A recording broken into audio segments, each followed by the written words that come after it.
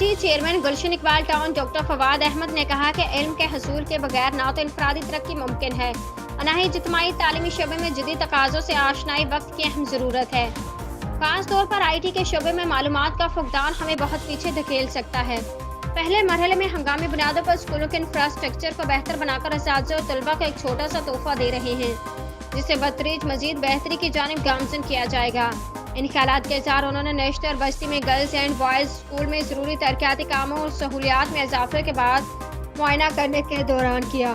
मज़कूरा school में मुफ्त किताबें की तकसीम और नए वॉशरूम्स की तामीर के साथ फर्नीचर और तालिब इल्मों के लिए खेल की सरगर्मियों को बढ़ाया गया है,